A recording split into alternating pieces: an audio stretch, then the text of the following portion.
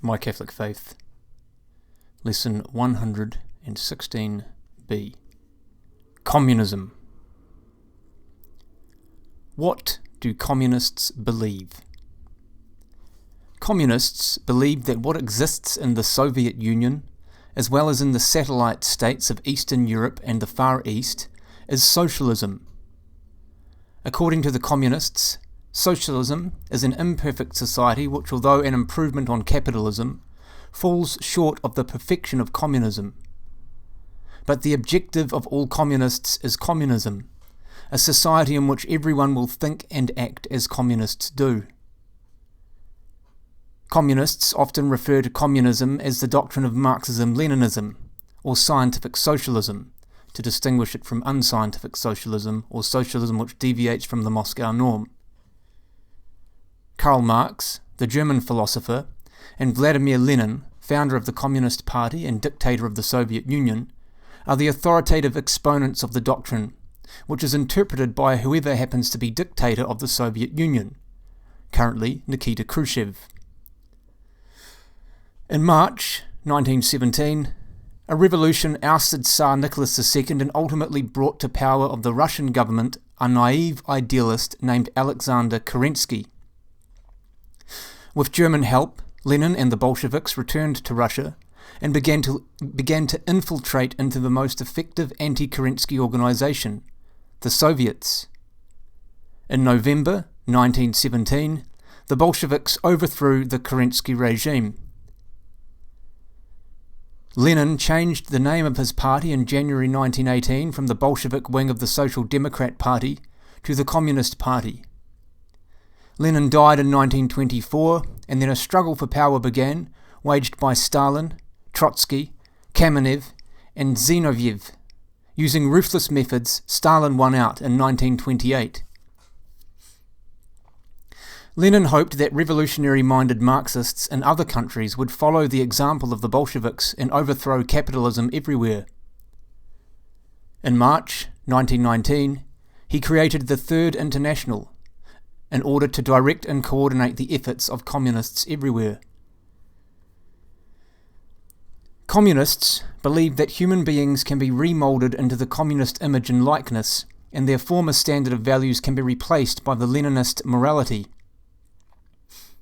However, there is no evidence that persons living in the Soviet Union or in Soviet colonies are any better off for living in Soviet society.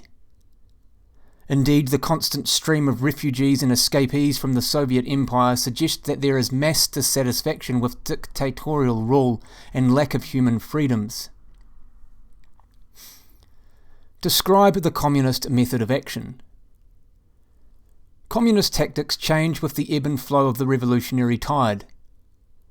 Lenin laid down the principle that communist policy must zig and zag in order to reach the ultimate goal. He described this procedure as taking 2 steps backwards in order to take 1 step forward. Thus, Moscow exploits areas of weakness and advances until it meets strong opposition, at which time it halts, lulls the opposition to sleep with talk of peace, and shifts the attack to a new area of weakness. The Bolsheviks have come a long way since those dark days in 1917, when all they possessed was a rented room in Zurich. Today they control 1/3 of the world's population and 1/4 of the land area of the world. But there are only 42 million members of communist parties in the world, and since 1949 they have failed to take over a single nation outside the communist bloc. They have tried in Greece, Malaya, Korea and Vietnam and have failed every time.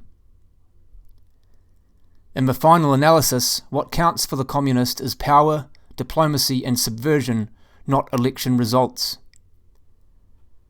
No communist dictatorship has ever been established through free elections. In every case, it has been the result of communist military action, diplomacy, and subversion. The draft program of the Communist Party of the Soviet Union, prepared for the 22nd Party Congress in October 1961, boasts that the world of socialism is growing larger. The world of socialism is contracting. Socialism will inevitably take over from capitalism everywhere. Such is the objective law of the development of society. Marxism-Leninism has become the mighty ideological weapon of the revolutionary transformation of society. The success of the struggle which the working classes wage for the victory of the revolution will depend on how well the working class and its party master the use of all forms of struggle, peaceful and non-peaceful, parliamentary and extra-parliamentary, and how well they are prepared to replace one form of struggle by another as quickly and unexpectedly as possible. But whatever the form in which the transition from capitalism to socialism is effected, that transition can come about only through revolution. Why does communism attract people? Like Nazism and fascism, communism promises pie in the sky by and by. Yet the communists have to build walls and iron curtains to keep their people from leaving. Before the Berlin Wall was built, 200,000 people every year moved from East Germany to Berlin and West Germany. 10,000 persons a month leave mainland China for Hong Kong and Formosa. 70% of the Chinese prisoners taken by the UN command during the Korean War chose to go to Formosa rather than return to the communist mainland. Communism is not really interested in reform or human progress within the framework of an orderly Judeo-Christian society. Communists do not really want to uplift the labouring man or strengthen civil rights. Inside the Soviet bloc, labour is enslaved and there are no civil rights. Communists do strive to take advantage of the weaknesses and internal schisms of free societies in order to overthrow these societies and impose communist dictatorships.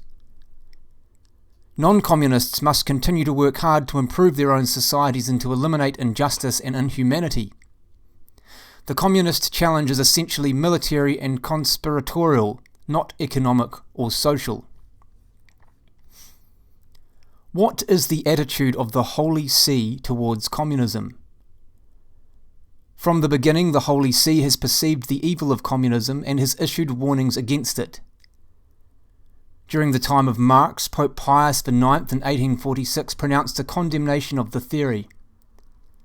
He described it as absolutely contrary to the natural law itself, a doctrine which, if adopted, would utterly destroy the rights, property and possessions of all men and even society itself. Pope Pius XI in his encyclical Divini Redemptoris, 1937, said, "The most urgent need of the present day is, therefore, the energetic and timely application of remedies which will effectively ward off the catastrophe that daily grows more threatening. We cherish the firm hope that the fanaticism with which the sons of darkness work day and night at their materialistic and atheistic propaganda will at least serve the holy purpose of stimulating the sons of light to a like and even greater zeal for the honour of the divine majesty." In the same encyclical Divini Redemptoris, he wrote, "The most persistent enemies of the Church who from Moscow are directing the struggle against Christian civilization themselves bear witness, by their unceasing attacks in word and act, that even to this hour the papacy has continued faithfully to protect the sanctuary of the Christian religion, and that it has called public attention to the perils of communism more frequently and more effectively than any other public authority on earth." How can communism be prevented? The free world must demonstrate that the chief point of difference between it and the Soviet Empire is human freedom. Where human dignity is violated in the free world, governments act to correct the situation. But in the Soviet realm, communist dictatorships systematically repress and liquidate freedom-loving and God-fearing people. The Western ethic is rooted in the Judeo-Christian tradition, with its emphasis on the responsible individual possessing God-given rights. The Soviet ethic is rooted in the Marxist-Leninist tradition, with its emphasis on nihilism, the omniscient leader, and the mass of the people who are without rights.